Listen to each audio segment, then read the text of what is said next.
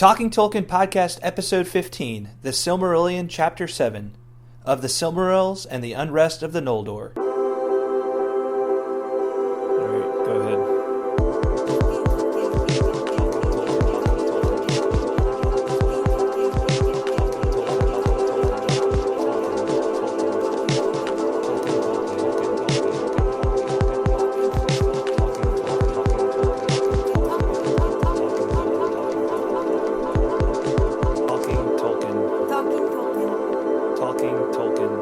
Hi everyone, John Carswell here. Welcome to the Talking Tolkien Podcast, your conversational guide to Middle-earth and the works of J.R.R. Tolkien. On this episode of the podcast, we resume our discussion of the Silmarillion with Chapter 7, wherein Fëanor creates the Silmarils and Melkor begins to wreak havoc in the Blessed Realm. We really start to see what Tolkien meant when he said that fall was one of the major themes of the Silmarillion. Also, please leave us feedback on iTunes. We'd love to know what you think of the show. Enjoy! All right, hello everyone. Welcome to another episode of the Talking Tolkien Podcast. I hope everyone out there is doing well, and I know we're doing mighty fine. Yeah. Greta, how are you? I am super duper and wonderfully terrific, John. Excellent. It was much better than last time. I thought you'd like that. Very good. I'm sure that was completely sincere and authentic too. It was. So good. I've been thinking about what I want to say all day, and I think those 4 words just capture my psyching yourself perfectly. Up so that you truly be in a super duper awesome mood or whatever it was you said. Super duper wonderfully terrific. Yeah. Supercalifragilisticexpialidocious. Close. Yeah. I don't think that's an adjective. What? Oh, yeah. I don't even know what kind of word that is. I don't either. Yeah. All right. Well, let's talk some Tolkien. So last time we mentioned that unfortunately, we have to undergo a name change. There happens to be another podcast that's beat us to the name Talking Tolkien. However that happened, and so congratulations to them. They get the name. And we're I thought we would have a new name this week, but I just want to make sure we get this right. And so we've been talking about it, and we threw out some names, and we thought we had one that was just right, and then thought about it a little more. And it's like, maybe not. So we got the concept down. Yeah. We know the concept, so it's like we've kind of narrowed down the target, but now we need to figure out just the right words. And I guess I'm just a little bit of a perfectionist when it comes to this kind of stuff. So, there's a lot that rides on a name. Yeah, it does. And this is like a baby. I mean, it's like a kid. It's like you got to make sure you get the name right because you don't get a do-over. Except we do get a do-over. Yeah, I mean, you can do a name change, but it's a pain. You know what I'm saying? Like, and then do I really want to do a third name change if I don't like this one? No. No, I don't. I mean, do I want to have to live with you while you think about doing another name change? No. Because this one's been pretty horrific. What? What are you talking about? You're being dramatic. I'm being very dramatic. Good grief. All right. I'm just ready to have a name and move on. I was not trying to get you to be a drama queen about everything last time when I was talking about your same response every time. So, but find the right balance. All right. A little drama. But not too much. Okay. Right? We don't want to be like the nanny. What was that actress's name from, Fran Drescher. It was like, what? About every, Yes. I don't know if she was really a drama queen, but she had that annoying voice. About her. Yeah. That's funny. Okay, I'll try to tone it down a little bit. just a little bit. All right. So hopefully by next week's podcast, we'll have this name thing all figured out. So that's what we said last week. Well, give me a break. I got to change my podcast name. So, we'll get it. We'll get it done. We will get it done, and it's going to be awesome. It is.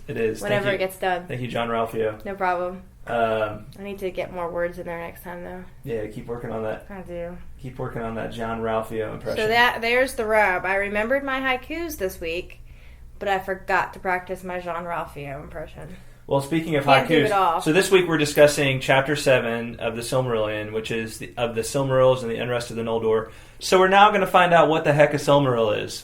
Yes! Which, if you're like me, you went for, like, forever trying to figure out why the heck this book was called the Silmarillion. Yeah, I know you can read the back and you find out, like, the Silmarils are there, but you're just like, that is a weird name. And, you know, like, Lord of the Rings is much more direct. You know, I get it, there's going to be some kind of lord, and there's going to be some rings, but what is a Silmaril, you know? What is a Silmaril? So we're going to find out this week. So, and this is also, I think it's kind of an exciting chapter. It is a very exciting chapter. Yeah. I think the pace is starting to pick up a little bit. It is. It'll pick up for a couple of chapters and then just slow right back down again for a couple of chapters. Well, hey, you know. Like, come to a screeching halt. You know, it's like, you know, you're just... Way to scare the listeners away, John. You're going to be like nodding Good off. job. Well, hey, if you are committed, you want to read this thing. And it's not to say those aren't important chapters that it does slow down into, but they're just slow. Like some of the other ones we've read so far. It's more about background and like geography and, you know... the 6 names of this particular elf that you're never going to hear about again. Right. So, right. You know, and where they came from and who his mother was. That stuff's important. So. That stuff is important. Yeah. And, you know, balance is a good thing. So yeah, that's right. You know, it's not the worst thing in the world to have a couple of slow chapters mixed in. Just keep telling yourself that. So let's just enjoy the action while we got it. We will while we got it. Yeah, All right. while we got it. Okay, so you mentioned some haikus. Haikus, and yes, listeners, that was an S that you heard on the end. There was more than one coming haiku. your way. Well, you could actually. I was getting ready to say the plural of haiku is actually just haiku. Oh, really? But actually, it could be haikus too. I think we read this. I think we looked at this a couple of episodes ago. Did we? Yeah, where it could be haikus or just haiku for plural. Okay. So I didn't just make a complete fool of myself. No. I could say haikus. Yeah. You know what's funny, actually? Interesting side note. When I was driving today, I saw a car that had a bumper sticker that said haiku on it. And then on the other side of the same car, it had a bumper sticker that had a capital B and a capital S. And I was like... Was it like the same bumper sticker? Or? No, it was 2 different bumper stickers on either end of the same car. One said BS and the other said haiku. And I was like... Did it just say haiku or were there more words? Well, there was like something scribbled at the bottom. And I tried to read it, but I couldn't. That's a horrible bumper sticker. I know. But BS wasn't on it. It was just also included on the same car. Do you know what I mean? Yeah. So it just seemed like an interesting pair of... That strikes me as something that, like, you know, a person who likes to talk to themselves will put on their car. You, like, meet them and they're, like, having a conversation. You're like, who are you talking to? And they're like I'm talking to myself. And then they walk off, you know. It's like... Okay, all right. So you get that joke, obviously, and you're the only person. So I tried to get close so I could really read them both well, but I wonder how many accidents that person has been in rear-ended. Just by people trying to read their bumper sticker. Oh, haikus! I like haikus. But I'd never seen a haiku bumper sticker before, and I thought that was interesting that I saw it today. Did you like pull around him and like honk your horn real loud and be like, "Nice bumper sticker, loser"? No, I just tried to tail them from the other lane and like tried to get really close, but yeah. Oh well, maybe I'll see them around town again. Yeah. Anyway, maybe they'll get a better bumper sticker by then. Maybe. All right, so tell me some haikus. You said you wrote 4. I only wrote 1. So. Are you for reals? Yeah. This chapter had so much good stuff in it. So much haiku-worthy events. Yeah. So. Let's hear some haikus. All right. You want me to start them, I guess, huh? Yes. All right. Number 1. Silmarils burn bright. The precious trees, their lifelight. Soon will come the night. The precious trees, their lifelight. Soon will come the night. Nice. You like the rhyming in there, don't you? Yeah. I was pretty proud of that. Yeah. Nice. Good job. Thanks. All right. You want me to do another one? Yeah. Okay. Melkor, Fëanor, lusting after living jewels. One must win. But who? lusting after living jewels. One must win, but who? Good job. I love how you always check my syllables. Well, you check mine, don't you? I do. Yeah. I'm just not as obvious about it. Yeah. All right. All right. Want me to do my third one now? Yeah, go ahead. You got 4, right? I do have 4. All right. Rebellion, not here. For 12 years you must be gone. Mondos has spoken. Rebellion. I googled this. Rebellion only has 3 syllables. Because there's a website out there called howmanysyllables.com. That's where I found it. Wow. Rebellion has 3 syllables. Rebellion has syllables. 3 syllables. Not 4. We should be like an affiliate for that website. We should. They should sponsor our podcast. Haikuchecker.com. Yes. Is this a haiku.com? Is this a haiku.com?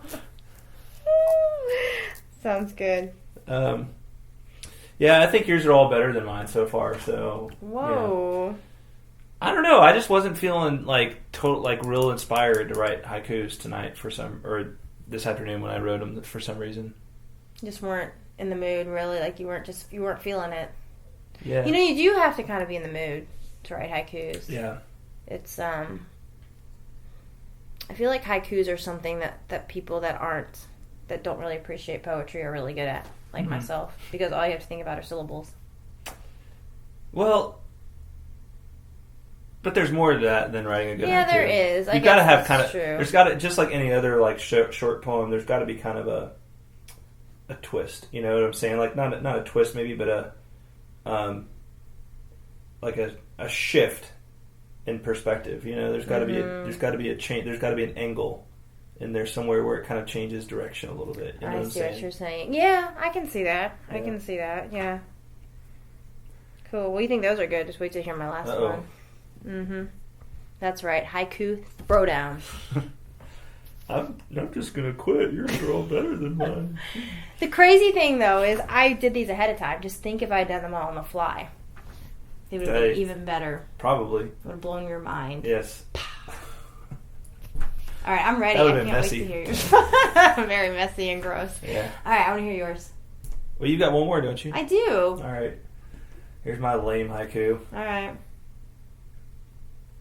Beware of beauty.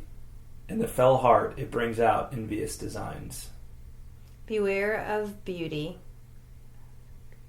In the fell heart, it brings out envious designs.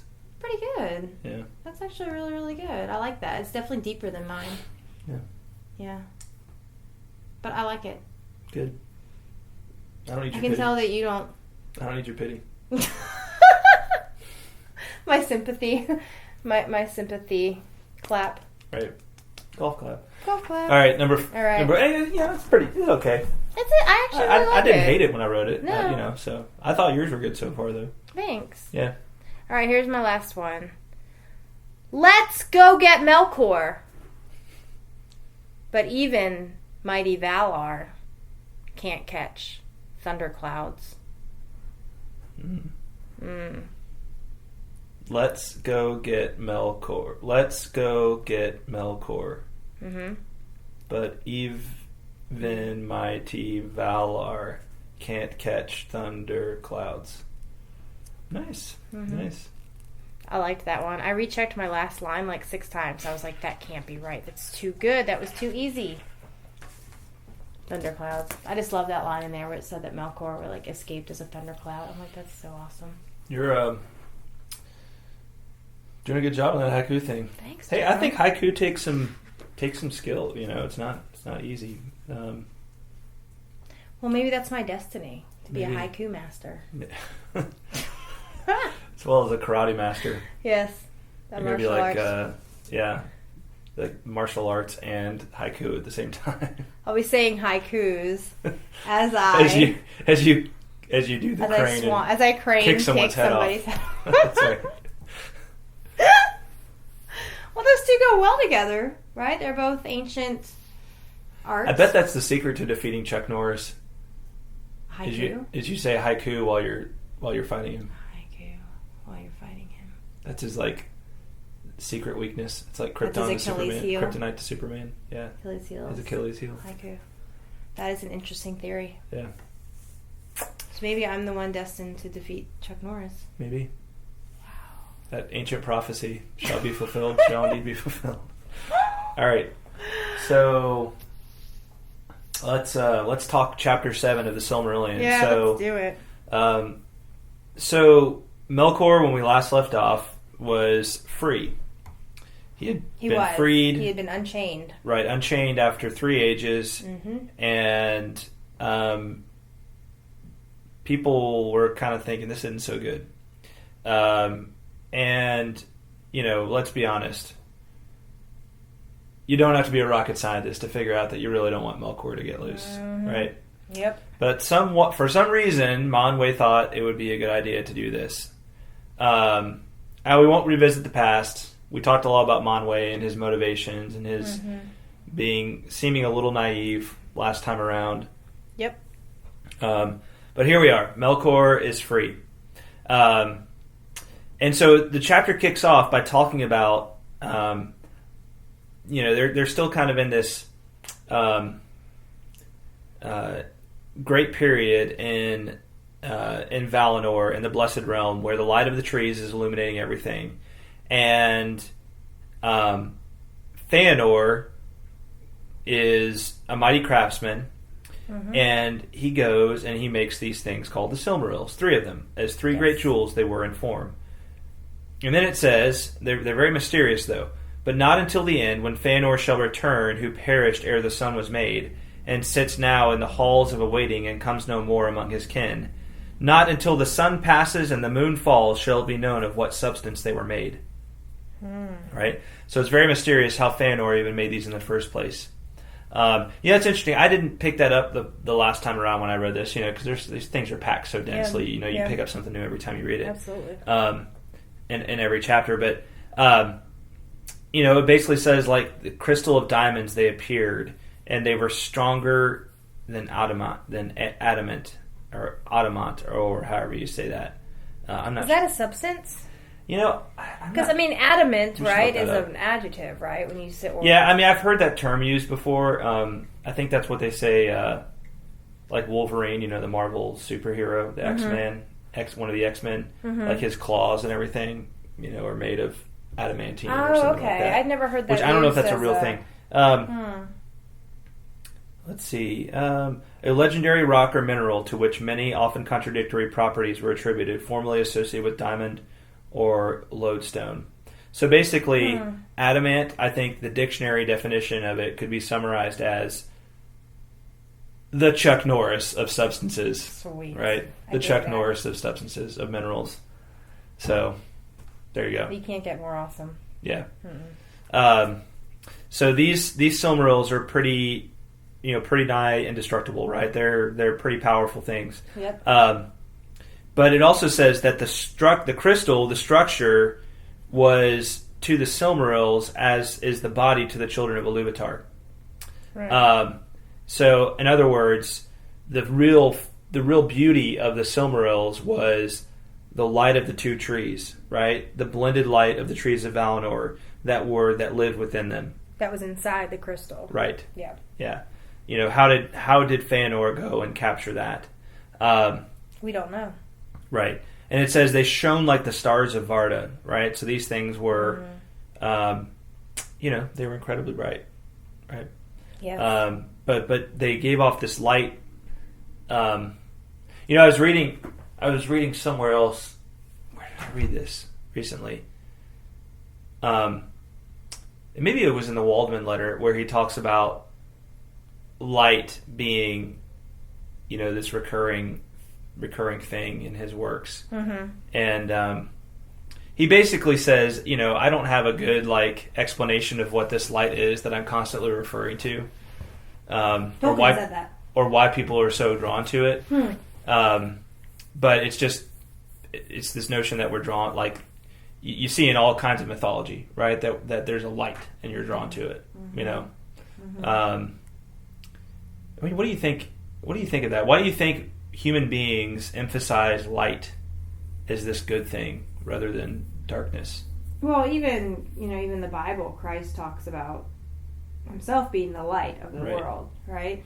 Because I think with light comes obviously illumination, right? And I think that we were created to want to be in the light, and because with darkness, I just think we're programmed to associate darkness with evil and treachery, and with the light gets rid of all that stuff, Right. And it's something very comforting about the light, Yeah, I mean, obviously we need darkness sometimes, but light, I don't know, light is just, it feels like having a conversation about it is going to feel silly or overly academic, but there's something, he's right, there's something very foundational about light to reality and to the things that we associate with goodness and happiness and blessedness, right? We want things to be illuminated. We want to know, we want light to show us things, right? And we want to see the light itself too, right? So anyway, I actually didn't plan to go too far into that, but I just wanted to pause for a minute and consider why light, why light? Why are they so drawn to this light? Yeah. Well, this light, obviously the light in the Silmarils is a very otherworldly type of light. I mean, we're not just talking about ordinary sunlight, right? I mean, we're talking about the light of the trees of Fëanor, right? Which is a very, very special and precious thing, right? So it makes sense that... Well, but what I'm saying, though, is that it's hard to get past what is it that makes the light so special. Just any light, or this light in particular? This light in particular. I understand your answer to that, right? Yeah. But, there's still this... like, you're just calling it what we know it says in the book. It's like, if we dig a little deeper... I see what you're saying, yeah. If we dig a little deeper, what is it about this light? Yeah, like what properties... Why does Melkor lust for the Silmarils? Right. Right, because obviously Melkor doesn't long to be in the light, right? I mean, he's evil, and he hides in dark, and he builds tombs underground to hide in. He obviously loves the dark, but even he is drawn to this light. That's a good question. I hadn't thought of that. There must be something very magical. Yeah, I think about it. There must have some kind of, some kind of property that just pulls on your soul. Well, it's kind of like beauty, maybe. Now that I think of it, like, yeah, beauty is hard to define. Absolutely. But even beauty that we see or we hear seems to call us to something, to an experience of something even greater, that transcends it and that we can't actually see, but we want to see. We want to see further into, It's, it's kind of like that whole notion of, I think it's from the Old Testament, that if you see God face to face, you die, right? Because it's like overwhelming, or it's, it's like the glory is just like it just would overcome you, Yes. It has to be mediated through something. So I don't know. That just seems very foundational to this whole story of the Silmarillion. Like, why is there this light that that the elves and the Valar are so drawn to, and yeah. So what is it about? Yeah. Yeah. So we talked about that. We're not. I don't think we're going to get a lot further by trying to probe into that question. Tolkien himself sounds like he did not have a great answer, solid answer for that, but he just said it's something that seems very common to humanity. That we thirst for this light, for this, not just for light in the very common sense, but we thirst for this light that will illumine reality for us, that will make sense of things for us. Yeah. Yeah. And also help us to see the beauty of all things. So Fëanor makes these, and then the Valar added their own little bit into it. What did they do? The Valar? Yeah. A couple of Valar in particular. Oh, Varda hallowed them, right? And then Mondos foretold that the fates of Arda, Earth, Sea, and Air lay locked within them. Right. And Fëanor was obviously very proud of these things, and maybe it's like thinking of it like a masterpiece of a painting, right? Like a painting that's just like vast, and I haven't been to Rome. I know you have, and you've seen. Have you been into the Sistine Chapel and seen like all the different paintings and everything like that? Yeah. Obviously, those would be things to be proud of if you were a painter, right? Absolutely, yeah. And and when you look at those, you have a good, you experience something much deeper than just the paintings, right? Right, exactly. Yeah, you get drawn in. And and so you can see where that pride of Fëanor maybe comes from. The heart of Fëanor was bound fast to these things that he himself had made. And then Melkor lusted for the Silmarils, and the very memory of their radiance was a gnawing fire in his heart. And from that time forth, inflamed by this desire, he sought ever more eagerly how he should destroy Fëanor and end the friendship of the Valar and the elves. Right? Yep. So Melkor is now plotting to come between the elves and the Valar, right? He has it out for the elves. He hates the elves. And so he wants to ruin them. And his way to do it, but he also now wants the Silmarils. He does really want the Silmarils, apparently. Yes. Which, again, like it feels like this is the first time it seems like Melkor has ever wanted anything. Usually he just wants to destroy whatever anybody else is doing, but now he seems to really want something. Right.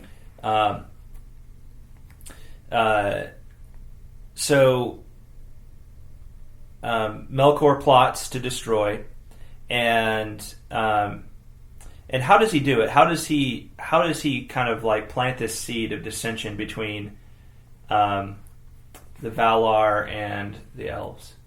Well, he focuses in on the Noldor, right? Yeah. Because he notices that they seem to be most open to these seeds. Like they seem to receive them, and then he just starts spreading lies. And he tell them that, like he lies to them, right? And well, obviously he tells them many lies, but a big lie he tells them is that, hey, these men are going to be coming, right? Right. And the Valar purposely haven't told you about them, right? But they have them in hiding, and then they're going to bring them out and use them against you. Right? Right. Isn't that basically what he says? So he's basically trying to sow the seed of... So let me make sure you're clear on this. He's speaking of the younger children of Iluvatar, right? Right, the men. Melkor, right. So men, right? Just men with a capital M. Right, yeah, with a capital M, yeah. Yeah. And Melkor doesn't know anything about these guys, right? Because he was so busy doing his own thing during that third theme when the Iluvatar was talking about the men. He doesn't really know anything. But of course, the Noldor don't know that, right? And so he basically has the Noldor. Except that he knows a little. He knows enough to cause trouble. Yeah, right? But it's not like he's. It's not like he knows exactly what. Yeah. I mean, he obviously doesn't know.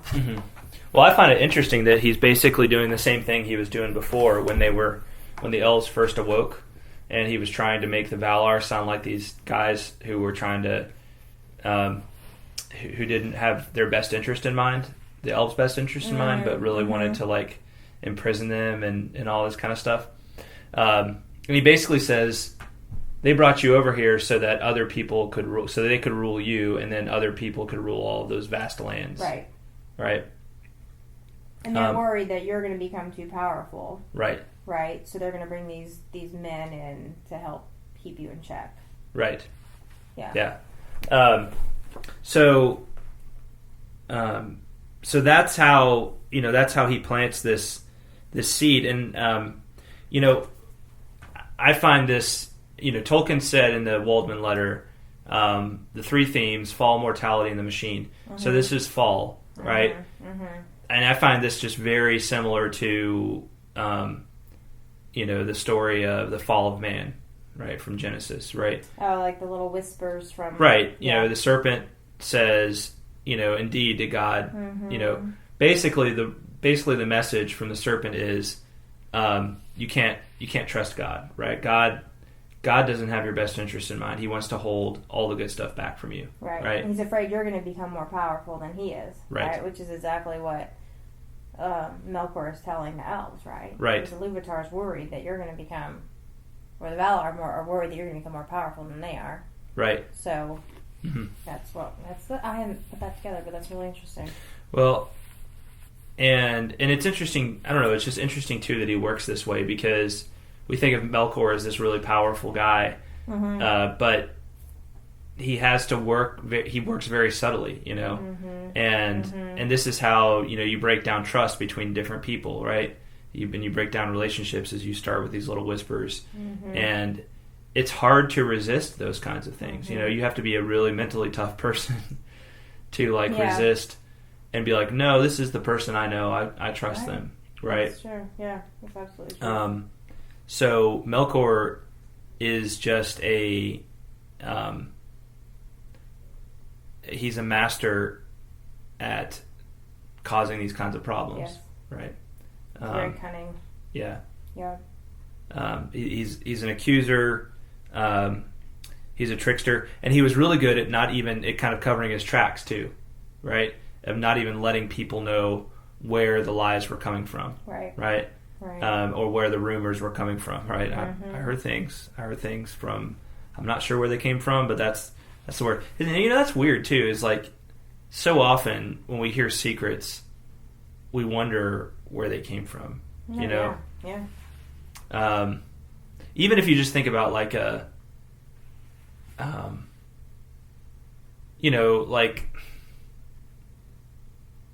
it's kind of fun. It's weird. There's been a couple times in my life where I've felt like something became really popular, like a saying, like just a little saying or something like that, or like a piece of slang, and I'm like, I think I may have started that. It's kind of weird how it's you're like, did I really start, because I feel like I said that and I had never heard anybody say that before, but and I don't know that that's true. I kind of, my self-doubt kicks in, and I think that's probably not true, but it's weird how that can work, where we don't even know where little things, little hints, little suggestions come from, right? Yeah. That trail, where did all these little and then you begin wondering, originate? Did that really happen, or was that in a dream? Right. So Melkor, he's very good at kind of planting these little seeds around, and just waiting for them to come to fruition, right? These little seeds of discontent, and waiting for them to come to fruition. He's like a farmer of evil. Right. He is. That's exactly what he is, a farmer of evil. Yeah. Yes. Sowing evil seeds. That's right. Sowing seeds of evil. So the Noldor began to murmur against the Valar, and many became filled with pride, forgetting how much of what they had and knew came to them in gift from the Valar. Fëanor, most of all, right, the spirit of flame, he starts to get the most worried, and he really he's mad because he loves riding around and going to all these different places, and he loves the wide open spaces, right? Yes. He loves the wide open spaces. Yes. And he feels like the Valar brought them there to keep them imprisoned. After hearing all these lies get to him from Melkor. And furthermore, Fëanor has this, what they call a greedy love for the Silmarils, right? He grudged the sight of them to all, save to his father and his 7 sons. So no one got to see him except for his father and his 7 sons. He seldom remembered now that the light within them was not his own. Actually, in my book, I kind of picked up on this, and in talking about Beren and Luthien. basically Fëanor,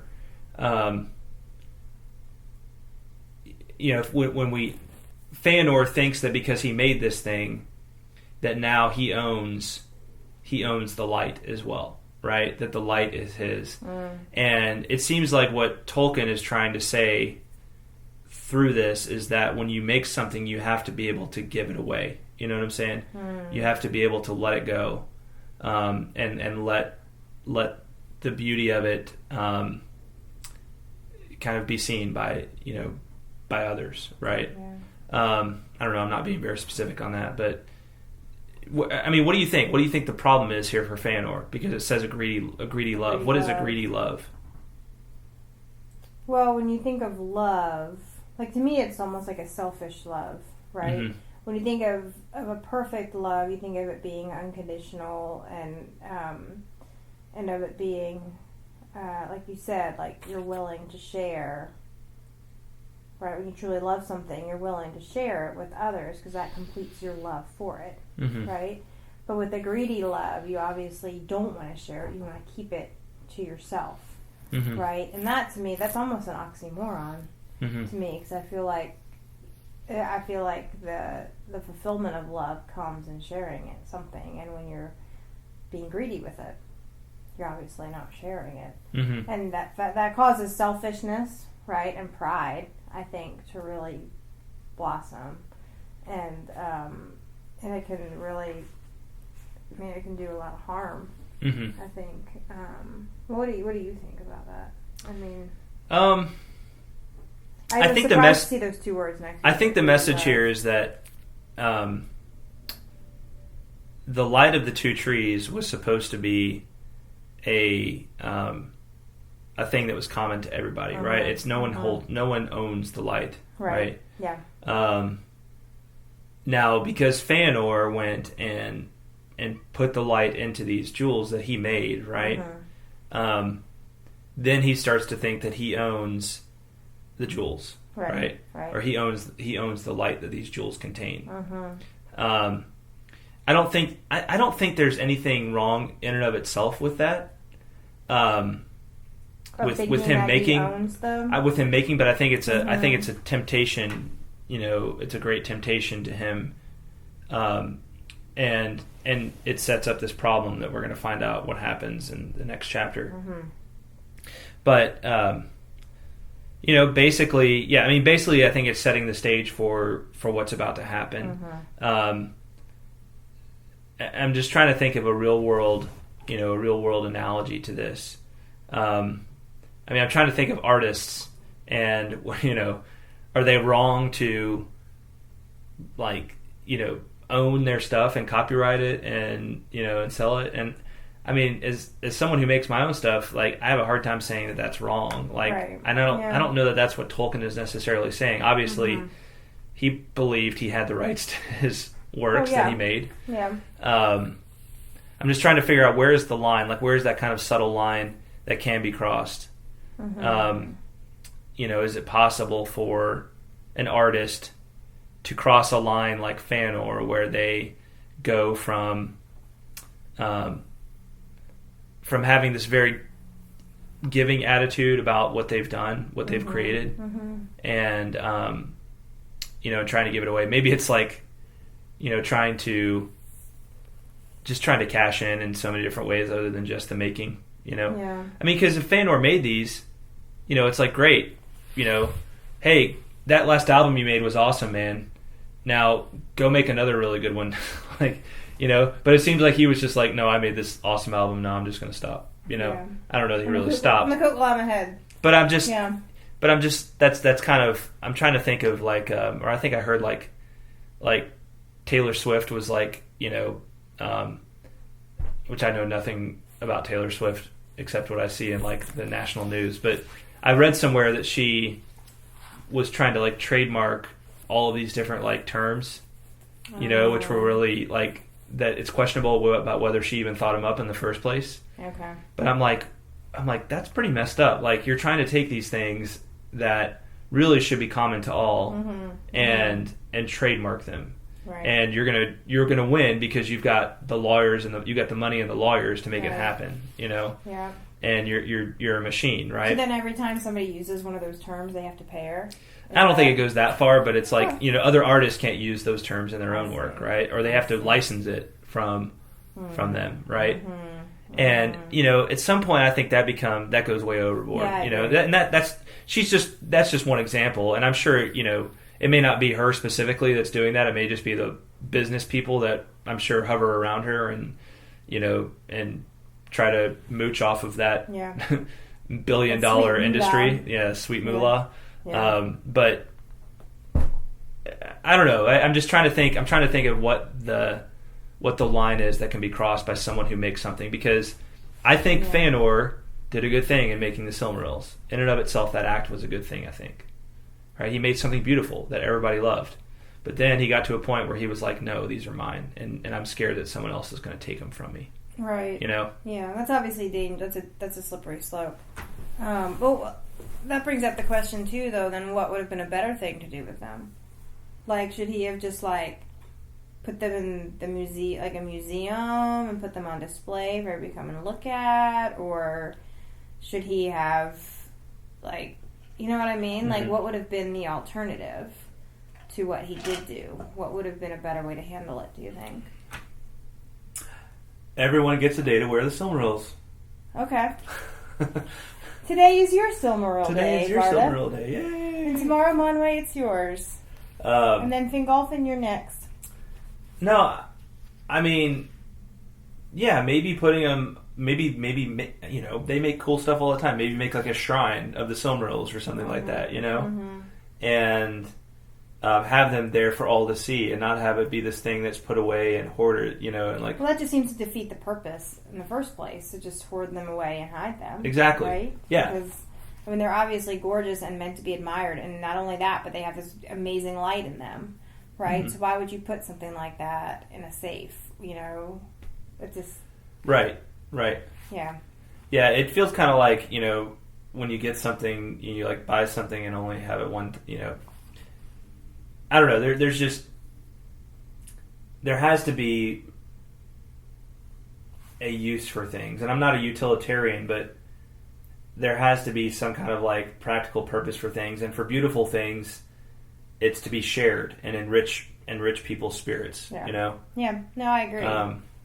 At the same time, though, you want, especially special creations like this, you want to take care of. Right. There's a special reverence that goes along with these things. So you're not just going to pass them around to whoever wants to borrow them for the day. Right. But also, like we said, shutting them up in a lockbox is not the answer either. Right. So there should be a way to be able to share. Yeah. Right, but still take due care with them. Mm-hmm. But yeah, it's almost like I don't know. I think we need to stop with this soon.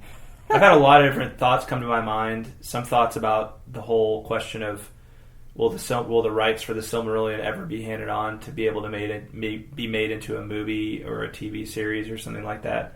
Which, I'll be honest, I would love to see that, and if done in the right hands, mm-hmm. I would love to see that done by a really great director or team of directors. Mm-hmm. And probably not the people that made the Hobbit and Lord of the Rings movies. Mm-hmm. I won't get into my thoughts on those right now, but give somebody with a unique vision a shot at it, and that could be something really awesome. So, I think about the Star Wars stuff being kind of hoarded away for years, and I waited for my entire childhood for the sequels to Star Wars movies. And they're just going to be coming out. The first one is just going to be coming out this year. Yeah. And it's finally, George Lucas for me felt a little bit like, and this is unfair to him because I know next to nothing about all that. But in my little mind as a child, it was like, why won't he make the sequels to these movies I love? Keep telling the story, and that's how it feels when you're a person who you look at the Silmarils and you're in awe of them. Mm-hmm. And you just love them, and then the guy who made the Silmarils goes and hides them away. Yeah. Yeah.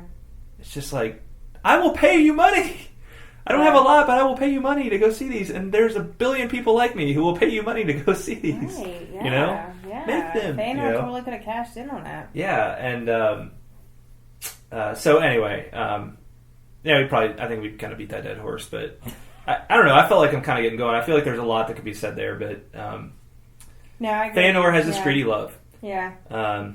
That line definitely did hit me. Like, he seldom remembered now the light within them was not his own. Right. Right? So it's almost like he is equating his creation with the work of the Valar. Right. Right? And ultimately with the Iluvatar, which is, I mean, he's really kind of setting himself up there. Yes, he is. Yes, he is. But you know what they say? Pride goeth before a fall. That's right. Mm-hmm. I always can't remember what that exact saying is. Did I say it right? I don't know. Sounds good to me. Sounds good to me, too. Yeah. Sounds like a good time for a commercial break. Sounds like a good time for a commercial break. I was just thinking the same thing. All right. Great minds. We will be right back. Do you know the tale that Tolkien called the kernel of the Middle-earth mythology? Beren and Luthien is the story of an outlaw mortal and an elvish princess tasked with obtaining a Silmaril, one of the holy jewels of the Blessed Realm, from the Iron Crown of the Dark Lord Morgoth. In my new book, Tolkien's Requiem, I explore the legend of these doomed lovers. In doing so, I aim to provide a backdoor into the world of the Silmarillion for those who have struggled to give it a go. One of Tolkien's greatest achievements, the story of Beren and Luthien, deserves to be as well known as The Hobbit and The Lord of the Rings. Get your copy of Tolkien's Requiem today by visiting truemyths.org/Beren. That's truemyths.org/BEREN. Happy reading! All right, and we're back. So I meant to take a commercial break much earlier than I actually ended up taking a commercial break. We really got going on that whole rabbit trail of Fëanor's greedy love. So let's see if we can't be a little more efficient in our discussion of, even though we're all about soaking in Tolkien. We love soaking in Tolkien. Yeah. That should be our new name. Yeah. I like that. Mm-hmm. I like that as a catchphrase. I'll probably trademark that catchphrase. Get Taylor Swift's lawyers to trademark that for me. But then they'll probably give it to her because she has more money than I do. Yeah, let's just leave Taylor Swift out of it. Why is Taylor Swift talking about Tolkien in the first place? All right.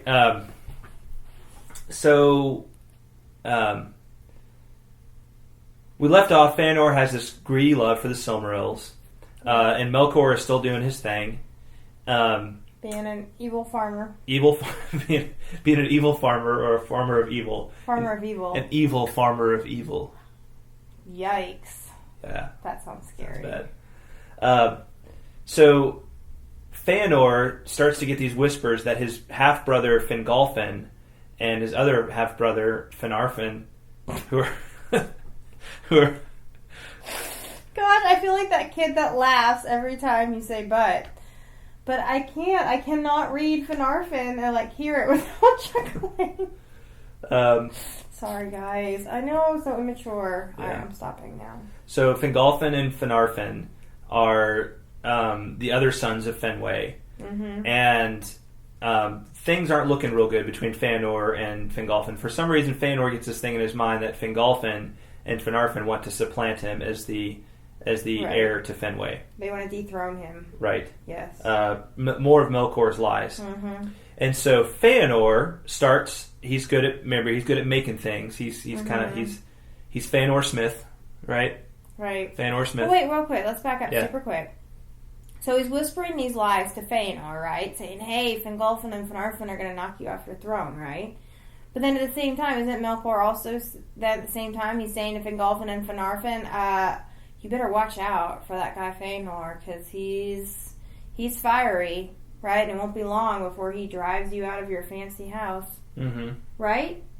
Isn't that what he's doing? Isn't Melkor whispering to Fëanor, right, about Fingolfin and Finarfin wanting to take him away? Mm-hmm. But at the same time, he's whispering to Fëanor, saying, hey, those half-brothers of yours, you better watch out for them. Right. Well, that just shows how crafty Melkor is. Very crafty. Right? Yeah, that's super crafty. He's setting them up against each other. Yes, yeah.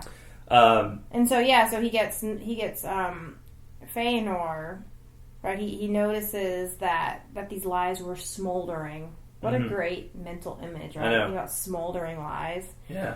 And so he's like, oh, it's working, it's working, it's working. Now, weapons, guys, weapons. Arm yourselves. Right? Right. Well, that's a key moment, is weapons. Yep. Right? Otherwise there weren't really weapons in That's true. in Valinor. Well, they didn't need them right? because there was peace and joy and love. Right. But now there's these suspicious minds, right? And so you gotta start storing up weapons, making weapons and storing them up for yourselves, right? I knew I shouldn't have said suspicious minds. Sorry. All right. Taught myself. Well, I love that song too. I love that song. Yes. It's just too easy to start singing when you bring it up. Well, that's why I started singing while you talked. We I were know. accomplishing two things at the same time. Well, good. I got it out of my system. I'm good now. So they start. Yeah, weapons. Fëanor starts making weapons and storing them up. And swords. Right, and he works with this guy named Matan. Bitterly did Matan rue the day when he taught to the husband of Nair-Danel all the lore of metalwork that he had learned. So, so Fëanor was like an apprentice to Matan. Is that right? In this regard, yeah. Okay. Actually, let's go I back. felt like they mentioned his name before. Yeah, maybe. Because when it talked about Fëanor at the beginning, they were saying how he had worked with these different people, right? And I thought that Matan was one of them. Right. And so basically, Matan is now regretting the fact. Yeah, there it right? is. Yeah, back in the previous chapter, it mentioned Matan. That's right. Great. And he was so the Matan one. was a great smith of the Noldor. Yeah, and he taught Fëanor all he knew about making stuff. Father. Oh, so it's his father-in-law. Oh, okay. Because he was the father of Fëanor's wife. Oh, well. Here we go. There you go. And he's like, dang it, I shouldn't have taught him all that cool stuff. Shouldn't have taught him that. Fëanor, at this point, now begins to speak openly words of rebellion against the Valar, crying aloud that he would depart from Valinor back to the world without, and would deliver the Noldor from thraldom if they would follow him. What is thraldom? That just means like you're... slave may be too long a word, but it's like you're subservient to them, right? Okay. Right, that you work for them. Okay. Right. Got it. So there we are. Finwë all of a sudden is getting troubled. He's like, whoa, what's going on, guys? Calm down. Let's get this all figured out. Fingolfin, probably a little misstep here. He's got his fiery brother, and instead of trying to get all of them there, wait for all of them to get there before talking about it, he starts speaking of his brother and of all the issues there. And that's right then is when Fëanor walks in. And so for Fëanor, that's it's how like... things always go. Yeah. And it's like for Fëanor, it's like, I see what I heard from Melkor is really true. Or the rumors I heard are really true. You're trying to supplant me. And here we have the first not quite violent act, but almost violent act. Threat. Yes. Right? Mortal threat in Valinor. From Fëanor to Fingolfin. Right. Get thee gone and take thy due place. Right? He draws his sword. And then once Fingolfin leaves, he follows him out and says, "See, half-brother, this is sharper than thy tongue. Try but once more to usurp my place and the love of my father, and maybe it will rid the Noldor of one who seeks to be the master of thralls." Right? Yeah. So he outright threatens Fingolfin. He does. Yeah. Right? Threatens his life. He has his sword stuck to his chest at this point, too. Yeah. Yeah. So... and a lot of people see this. It's right out in the open. Yeah. Yeah. So Fëanor gets summoned to a... the word gets back to the Valar, and they're not pleased at all about this. First of all, they summon... they summon Fëanor to come and speak to them about, first of all, why he's talking against them, and second of all, about this incident. Manwë... Go ahead. I was just going to mention Manwë. Well, yeah, Manwë... So, Manwë is grieved this whole time, but he watched and said no word. Right. So he's obviously not the one that summoned Fëanor. Is that correct? Well, why do you say Well, that? because it says that Manwë was grieved, but he watched and said no word. And then the Valar, right, the Valar were angered and dismayed, and so he was summoned to appear before them. Mm-hmm. So I took that to mean if Manwë is just going to sit there and watch and not do anything about it, it almost seems like the other Valar took matters into their own hands, right? Or maybe he's included in the Valar. I don't know. What do you think? Do you know what I'm saying? But when I read that about Manwë, I was like, there he goes again, right? Like, just watching and not... Well, no, I was going to say, he does that for... It says right there, Manwë was grieved, but he watched and said no word. The Valar had brought the Eldar to their land freely to dwell or to depart. Mm-hmm. And though they might judge departure to be folly, they might not restrain them from it, right? So he's basically saying they're free, right? I can't... If I try to restrain them from leaving, then I'm exactly what they say I am, right? As I'm a master of thralls, right? Oh, I see what you're saying. So, but they're still trying to get an answer because, their response, they have to safeguard the Blessed Realm, right? Right. And so they question Fëanor, and they figure out that Melkor is the one who's at root. And then old Tolkien gets mad. Left the council. Yeah. To lay hands upon Melkor and bring him to judgment. So you can just see Tolkien, just storming out, but laughing with a big smile on his face, like, "Oh boy!" Right. This is what I've been waiting for. Oh, finally! Sweet. Yeah, he gets to go and lay hands on Melkor. That's right. Finally, right? Mm-hmm. But Fëanor is not held guiltless either, and he is sentenced to basically 12 years of exile. Yes. Yeah. Exile, kind of a nice exile. He gets to go live in his father's palace in Formenos, and his 7 sons go with him as well. Mm-hmm. And so does Finwë, right? Right. Yeah. But they're banished from kind of the nicest areas of Valinor. Right. It says specifically they are...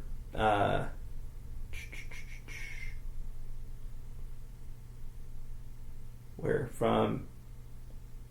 does it say it? I just can't find it. I don't know what you're looking for. It says specifically the area that he is... for 12 years thou shalt leave Tirion where this threat was uttered. In that time take counsel with thyself, and remember who and what thou art. But after that time this matter shall be set in peace and held redressed, if others will release thee.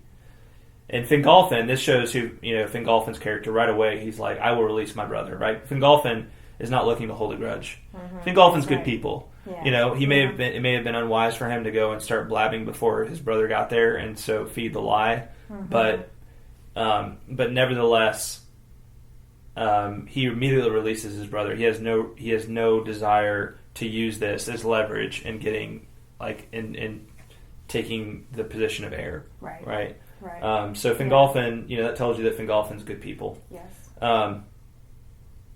So Fëanor, he runs off. They build this place called Formenos where they put all the gems in a big hoard, and the Silmarils are shut in a chamber of iron.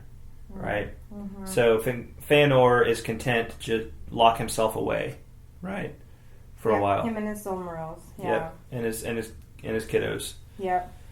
What's interesting though is, even though Fingolfin speaks right up and like you said, agrees to release his brother and not hold a grudge, at the end of the section it says though that the bitterness that Melkor had sown endured and lived long still afterwards between the sons of Fingolfin and Fëanor. I see. Okay.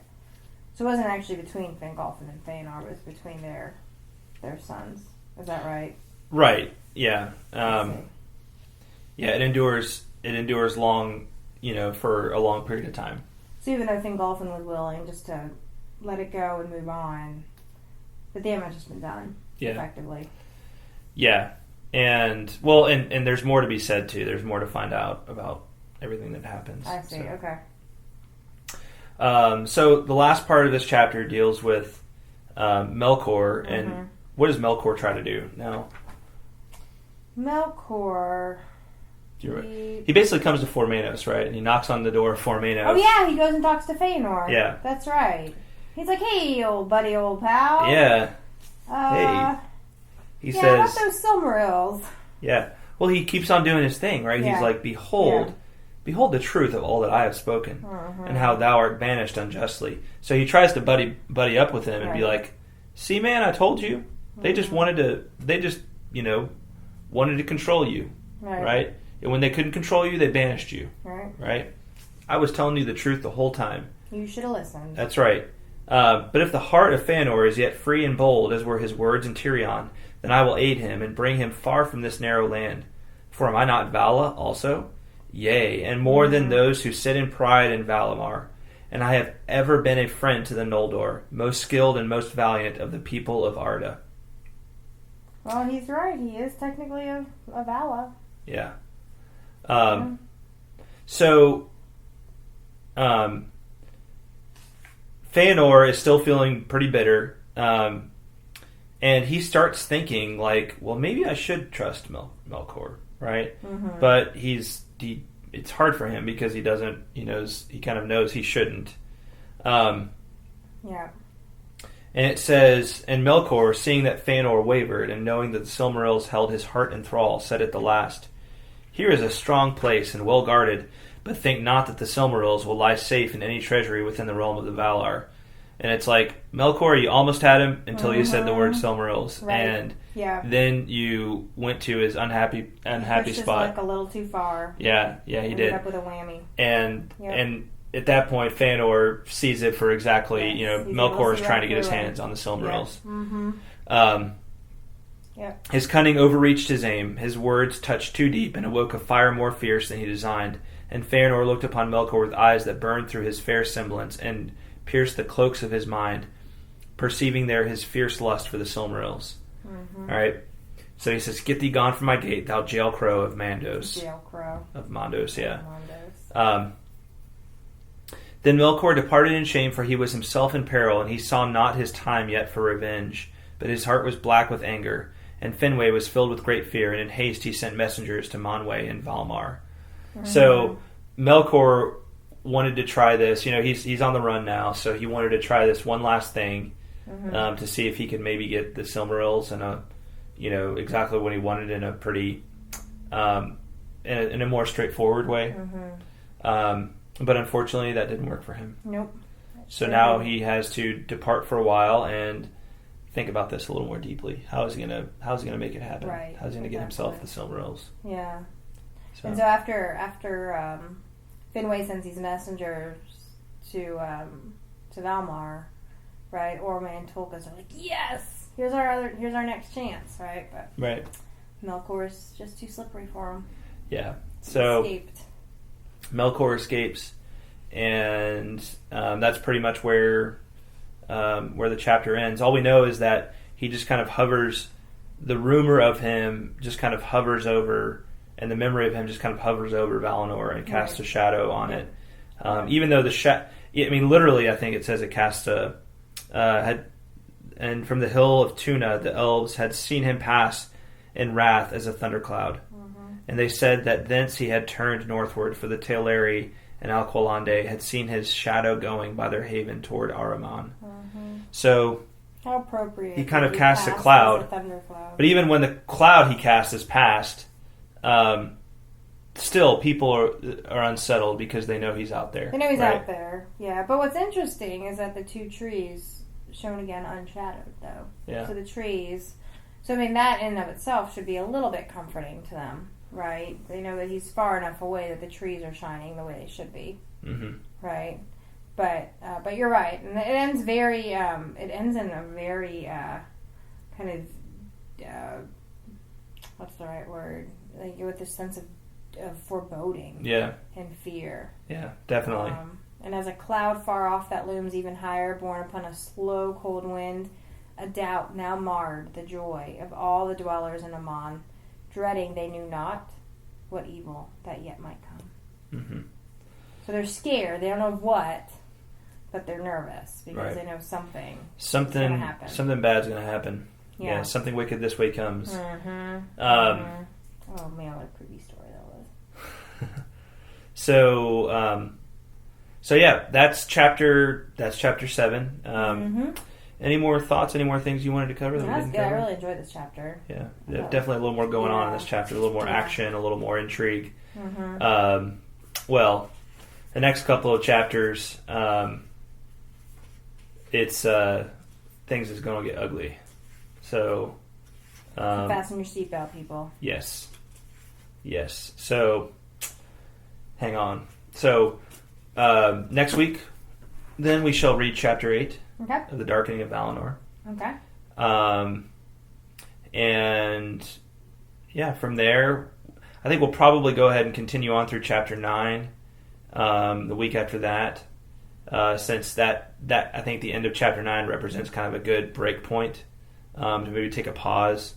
Okay. And then I'm not sure what we're going to do after that. I think maybe I know I've talked about just going ahead and starting Lord of the Rings and kind of doing a side-by-side read, not in the same podcast, but or maybe we'll read a letter or something, like one of Tolkien's letters or something like that. Yeah, talk about doing it on fairy stories. Or even we'll do something topical. I don't know. And we did talk about doing it on fairy stories, but that's a long. We could probably do that. It's worthwhile. Definitely, there's a lot of good stuff in there. So maybe we will do on fairy stories because I feel like that's pretty foundational. So. All right. Well, look forward to see what you have in store for us. Yeah, and then and again, hopefully we'll have the name all figured out. Oh, yes, the name. Tune in. Stay tuned, folks. Stay tuned. Let's see if we can get it figured out by then. If we can make a decision. Fingers crossed. Right. And if you enjoyed the podcast, please go leave us a rating on iTunes. And thanks for everybody who's done so far. Yes, thank you. And we also love to hear comments from you and what you think of the show. So. Indeed. All right. Well, thanks, everybody. Thanks for listening. Thanks, guys. Bye. Y'all. Please remember to check out truemyths.org for show notes as well as other Tolkien goodness. Also, we hope you're enjoying this podcast as much as we are enjoying making it. Please leave us a rating and feedback on iTunes. On the next podcast, we will discuss Chapter 8 of the Silmarillion, of the Darkening of Valinor. This is one of the great catastrophes of the Silmarillion, so it should be really interesting to discuss. I hope you'll tune in, and thanks for listening.